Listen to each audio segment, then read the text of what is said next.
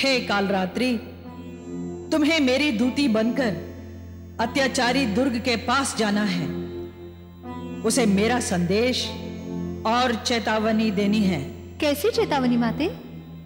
कि दुर्ग आतंक और अत्याचार का मार्ग त्याग कर सन्मार्ग पर आ जाएं, निर्दोष अबलाओं को और चारों वेदों को तुरंत अपने कारागार से मुक्त कर दें।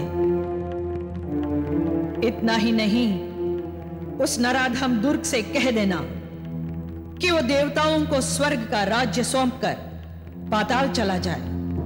इसी में उसकी भलाई है। ठीक है माते।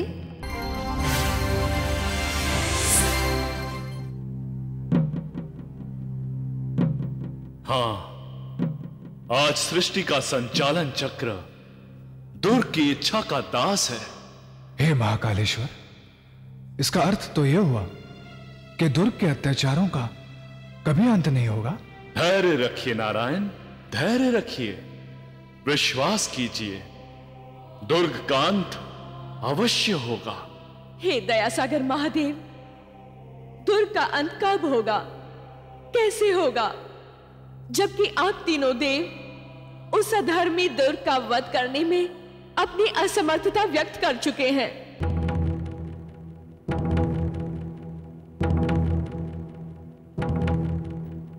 हे भूदेवी, असुर दुर्ग अपनी माता के पुण्यों के कारण उत्थान के शिखर पर पहुंचा है, किंतु अपने पापों के कारण उसकी मृत्यु शीघ्र होगी, नारी शक्ति के हाथों होगी।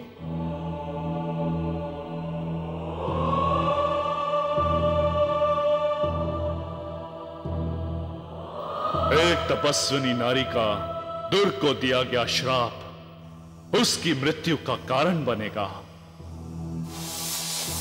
हे दुराचारी, आगे मत बढ़। मैं अखंड ब्रह्मचारिणी योगिनी हूं। यदि तूने मुझे स्पर्श किया तो तुझे श्राप दे दूंगी। नहीं कामिनी, दुर्ग तो स्वयं सृष्टि का महाशाप बनकर प्रकट हुआ है। भला हमें कौन श्राप दे सकता है?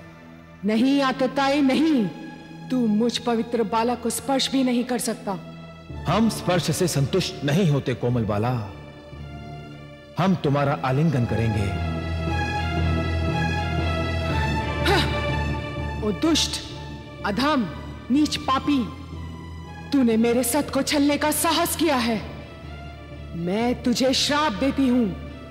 तेरी मृत्यु एक नारी के हाथों होगी, नारी के हाथों। विश्वास रखो, उस नारी का श्राप व्यर्थ नहीं जाएगा। हे भोले बाबा, कृपया बताइए ना, कौन सी नारी शक्ति उस दुर्ग रूपी पापी का वध करेगी? वही शक्ति अधर्मी दुर्ग का भी संहार करेगी, जिसने महाबली महिषासुर का वध किया था। इसका अर्थ तो ये हुआ प्रभु कि माता जगदम्बे के हाथों ही दुर्ग का अंत होगा। हाँ देवी, ऐसा ही होगा। हे महादेव, फिर हमें शीघ्र ही माता जगदम्बे का आवाहन करना चाहिए। अवश्य। आओ हम सब मिलकर माता भगवती से प्रार्थना करें।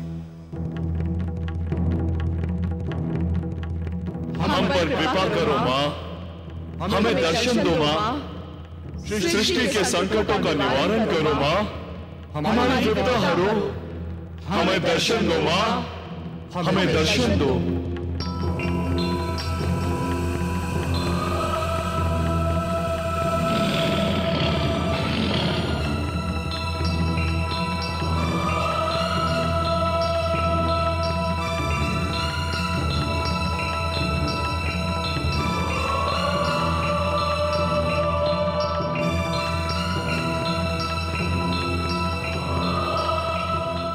हे त्रिदेवों, हे देवगुरु, हे वसुंधरे, अब आप सब निश्चिंत हो जाएं।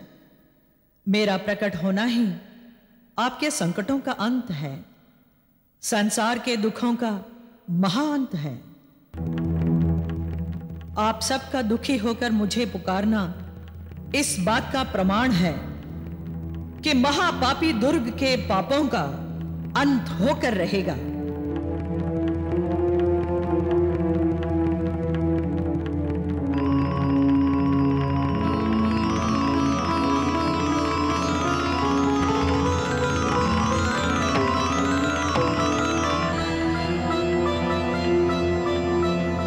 ममतामयी सर्वमंगली माते, मैं आपकी अंश रूपा कालरात्रि आपको प्रणाम करती हूँ।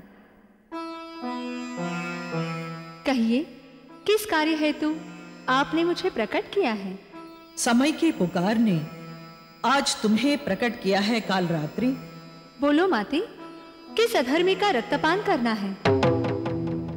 किस पापी के खंड खंड करने हैं? किस दुराचारी की कपाल क्रिया करनी है? हे कालरात्रि, तुम्हें मेरी दूती बनकर अत्याचारी दुर्ग के पास जाना है। उसे मेरा संदेश और चेतावनी देनी है। कैसी चेतावनी माते?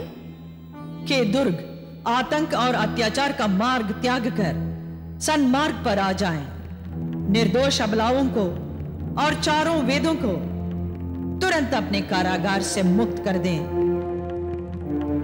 इतना ही नहीं, उस नराधम दुर्ग से कह देना कि वो देवताओं को स्वर्ग का राज्य सौंपकर पाताल चला जाए।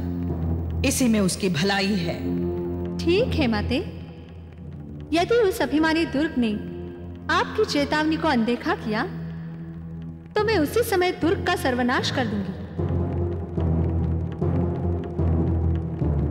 चलती हूं माते। ठहरो कालरात्रि। हे प्रिय कालरात्रि, स्मरण रहे, मैं जगत माता हूं। मेरी ममता की तुला पर सभी समान तोले जाते हैं। मैं महान से महान पापी को भी सुधरने का एक अवसर अवश्य देती हूं। यही मेरी ममता की सीमा रेखा है। तुम दूती बनकर जा रही हो कालरात्रि, अतः अपनी रक्षा के लिए ही तुम शक्ति का प्रयोग करना, अन्यथा नहीं। ठीक है माते, आपकी आज्ञा का हर मूल्य पे सम्मान होगा।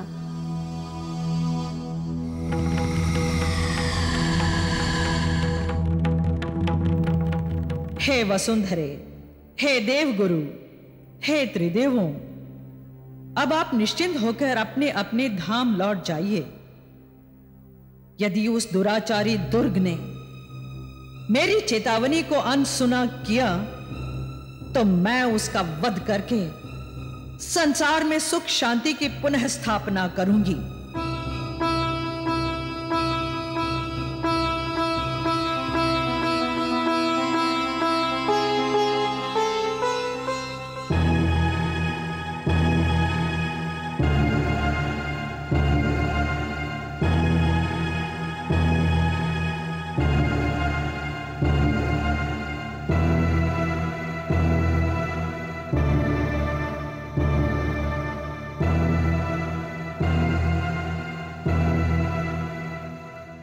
हाँ महामाते जी, हाँ सेनापति, यह अटल सत्य है कि इस समय सारे ब्रह्मांड की सुंदर देवबालाएं, अप्सराएं, अनगिनत रमणियां अपने कामुकाव भाव से हमारे तन मन की प्यास बुझा रही हैं।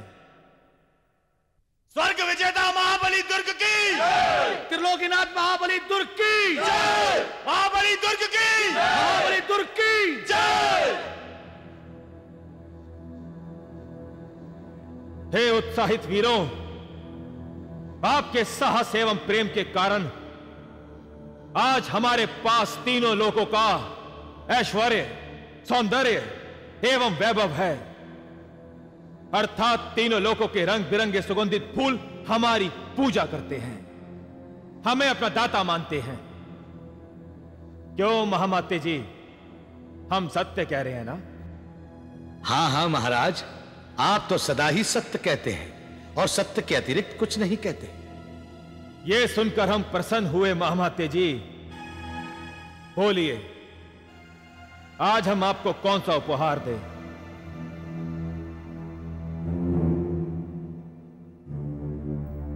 जी बोलिए महामाते जी, क्या उपहार चाहिए आपको? हे असुरराज, हमें असुर कुल का उत्तराधिकारी चाहिए। उत्तराधिकारी? हम कुछ समझे नहीं महामाते जी। हे महाबली, जिस प्रकार बलिदानी रूरू महाराज के उत्तराधिकारी के रूप में आपने उनके हत्यारों को दंड देकर तीनों लोकों में हम असुरों के गौरव का ध्वज फहराया है, वैसे ही आप रुक क्यों गए महामाते जी? निर्भय होकर बोलिए। हे महाराज, आपके नाम और वंश को अखंड रखने वाला हम असुरों को चाहिए, अर्थात पहले महारानी और फिर बाद में। हमारा अभिप्राय है महाराज, उत्तराधिकारी असुर वंशदीप राजकुमार चाहिए। ठीक है प्रेमियों, हम आपको मनचाहा उपहार अवश्य देना चाहते हैं, किंतु